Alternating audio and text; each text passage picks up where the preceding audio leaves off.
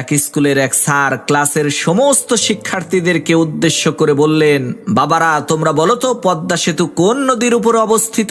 শিক্ষকের এই কথা শুনে ক্লাসের সমস্ত শিক্ষার্থীরা এক বাক্যে উত্তর দিল, স্যার পদ্মা সেতু পদ্মা নদীর উপরে অবস্থিত। তখন সেই স্যার রাগান্বিত হয়ে বলল, বেয়াদব, মুখ সামলে কথা বলো। পদ্মা সেতু যে পদ্মা নদীর উপরে এই রকমের উদ্ভট ভিত্তিহীন দলিল ছাড়া বাজে কথা তোমাদেরকে কে শিখিয়েছে? তখন ছাত্রছাত্রীরা বলল, স্যার পদ্মা সেতু তো পদ্মা নদীর উপরেই অবস্থিত, সেটাই তো আমরা জানি। তখন স্যার বলল, চুপ করো সবাই, পদ্মা সেতু হচ্ছে শীতলক্ষ্যা নদীর উপরে অবস্থিত।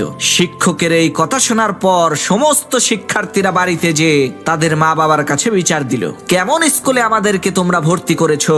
শিক্ষক নিজেই আমাদেরকে ভুলভাল শিক্ষা দিচ্ছে। সে ক্লাসে এসে বলছে পদ্মা সেতু নাকি শীতলক্ষ্যা নদীর উপরে অবস্থিত। ছেলে মেয়ের এই অভিযোগ শুনে পরের দিন ক্লাসের সমস্ত শিক্ষার্থীর মা বাবা হেডমাস্টারের রুমে এসে উপস্থিত হয়ে নালিশ করা শুরু করলো, স্যার আপনি আপনার স্কুলে কেমন শিক্ষক রেখেছেন যে ছোট ছোট বাচ্চা ছেলে মেয়েদেরকে ভুলভাল শিক্ষা দিচ্ছে? সে বলে পদ্মা সেতু নাকি শীতলক্ষ্যা নদীর উপরে অবস্থিত।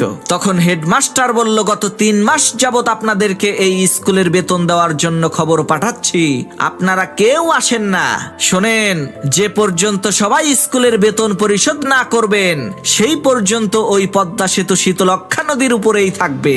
আগে সবাই বেতন পরিশোধ করেন, দেখবেন পদ্মা সেতু আপনা আপনিই পদ্মা নদীর উপরে চলে আসবে।